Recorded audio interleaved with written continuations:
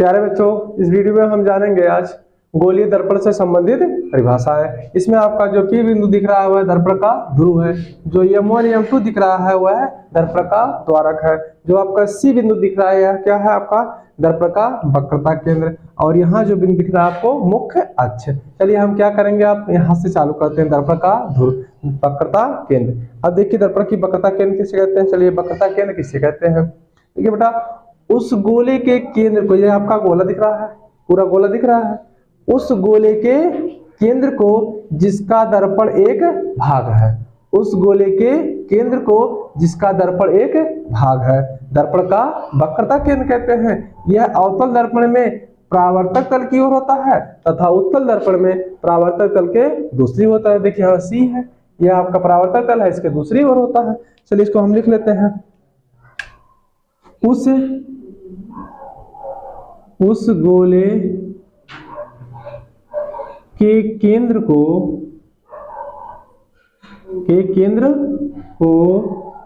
जिसका दर्पण एक भाग है, उस गोले के केंद्र को जिसका दर्पण एक भाग है, दर्पण का वक्रता केंद्र कहते हैं। दर्पण का वक्रता केंद्र कहते हैं।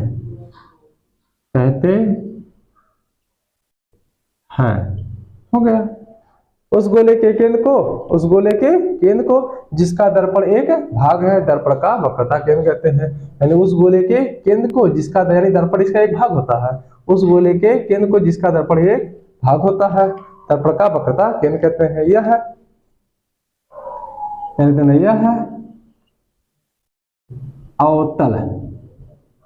अवतल दर्पण में परावर्तक तल की ओर होता है तथा उत्तल दर्पण में परावर्तक तल के दूसरी ओर होता है। बस हो गया। देखिए एक बार देख लीजिए, आप उस गोले के केंद्र को जिसका दर्पण एक भाग है, दर्पण का वक्रता केंद्र कहते हैं। यह अवतल दर्पण में परावर्तक तल की ओर होता है तथा उत्तल दर्पण में, देखिए आप ये उत्तल दर्पण में परावर्तक तल इधर है, परावर्तक तल के दूसरी ओर होता है। हो गया। चलिए अब आपका देखते हैं, ये आपका हो गया। चलिए आपकी अगली हेडिंग है जो उसको हम देखते हैं। अब आपका आ गया अगला। चलिए ये हो गया आपका। अब हमारा आ गया ध्रुव। क्या गया? ध्रुव। अब ध्रुव क्या होता है देखिए भाई, ये आपका है ध्रुव। चलिए अगला टॉपिक आपका है ध्रुव। आपका है ध्रुव। चलिए ध्रुव देखिए क्या होता है। आपका यहाँ ध्रुव है। दर्पण, देखिए दर्पण के परावर्तक तल के, परावर्तक तल का अंदर है, दर्पण के परावर्तक तल के मध्य बिंदु को दर्पण का ध्रुव कहते हैं। दर्पण के परावर्तक तल के मध्य बिंदु को दर्पण का ध्रुव कहते हैं। बस हो गया आपका। दर्पण के, चलिए दर्पण के परावर्तक तल के मध्य बिंदु को दर्पण का ध्रुव कहते हैं। बस हो गया। चलिए देखिए बहुत से, दर्पण के परावर्तक तल इधर है, यानी यहां से लेकर यहां तक, यानी ठीक दर्पण के परावर्तक तल के मध्य बिंदु को दर्पण का ध्रुव कहते हैं। बस हो गया। यह है अवतल दर्पण में, यह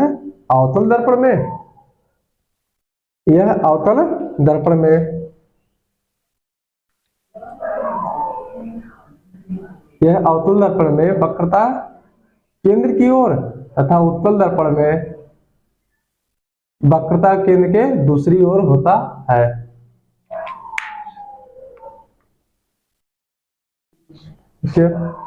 दर्पण के परावर्तक तल के मध्य बिंदु को दर्पण का ध्रुव कहते हैं। सबसे छोटी परिभाषा है इसकी, कोई दिक्कत नहीं है। अब चाहे आप लिख दीजिए यह अवतल दर्पण में यह अवतल दर्पण में वक्रता केंद्र की ओर होता है तथा उत्तल दर्पण में वक्रता केंद्र के दूसरी ओर होता है।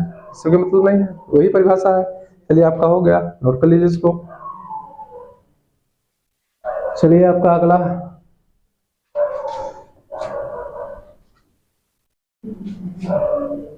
चलिए आपका अगला है ध्रुव हो गया, वक्रता केंद्र हो गया। अब आपका आ गया मुख्य अक्ष। चलिए आपकी अगली हेडिंग है मुख्य अक्ष। मुख्य अक्ष देखते हैं मुख्य अक्ष क्या होता है आपका। मुख्य अक्ष देखिए, मुख्य अक्ष, मुख्य अक्ष किसे कहते हैं? देखिए बहुत ही सिंपल परिभाषा है, दर्पण के ध्रुव तथा वक्रता केंद्र को मिलाने वाली रेखा को मुख्य अक्ष कहते हैं। बस हो गया, दर्पण के ध्रुव तथा वक्रता केंद्र के, ठीक है, दर्पण के ध्रुव तथा वक्रता केंद्र को मिलाने वाली रेखा को मुख्य अक्ष कहते हैं। हो गया, दर्पण के ध्रुव तथा मुख्य अक्ष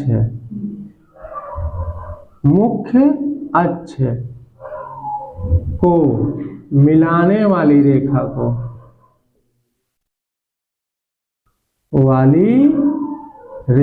को मुख्य अक्ष कहते हैं।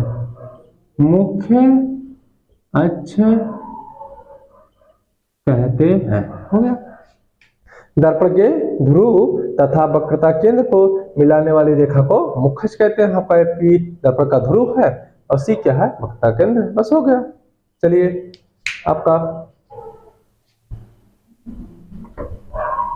चलिए और छोटी परिभाषा से बताते हैं। अगला आपकी जो परिभाषा है वो आपका है अगला दर्पण का द्वारक। चलिए अगला आपका है दर्पण का द्वारक। चलिए दर्पण का द्वारक, देखिए दर्पण का द्वारक क्या होता है।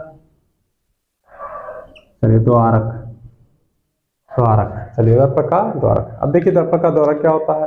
दर्पण के, देखिए बहुत सिंपल परिभाषा है, दर्पण के परावर्तक तल के व्यास को दर्पण का द्वारक कहते हैं। इसमें क्या हो जाएगा, यह अवतल दर्पण में परावर्तक तल की ओर होता है तथा उत्तल दर्पण में परावर्तक तल के दूसरी ओर होता है। बस यही है, और तो है कुछ नहीं।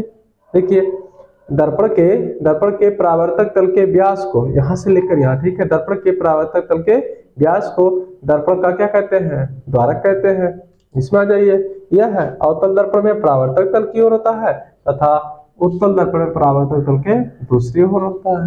हो गया, दर्पण के परावर्तक तल के व्यास को दर्पण का द्वारक कहते हैं। यह अवतल दर्पण में परावर्तक तल की ओर होता है तथा उत्तल दर्पण में परावर्तक तल के क्या होता है? दूसरी ओर होता है। बस हो गया। चलिए देखते हैं,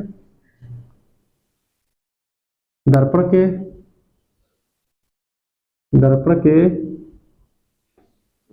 परावर्तक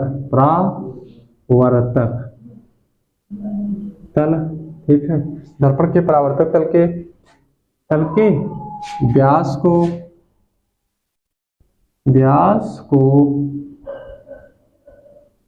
दर्पण का द्वारक कहते हैं। हो गया, आपका ये भी हो गया। पहले हमने पढ़ा उस गोले के केंद्र को जिसका दर्पण एक भाग है, दर्पण का वक्रता केंद्र कहते हैं। यह अवतल दर्पण में परावर्तक तल की ओर होता है तथा उत्तल दर्पण में परावर्तक तल के दूसरी ओर होता है। चलिए आगे आपका है दूसरा, आपका है, देखिए दूसरा आपका है, आपका हो गया वक्रता केंद्र हो गया। अब की बार आपका है मुख्य अक्ष। चलिए ध्रुव लेते हैं। दर्पण के परावर्तक तल के मध्य बिंदु को दर्पण का ध्रुव कहते हैं। ये भी हो गया आपका। इसका मुख्य अक्ष है, दर्पण के ध्रुव तथा वक्रता केंद्र को मिलाने वाली रेखा को मुख्य अक्ष कहते हैं। अब की बार आपका है दर्पण का द्वारक। दर्पण के परावर्तक तल के व्यास को दर्पण का द्वारक कहते हैं। बस हो गया।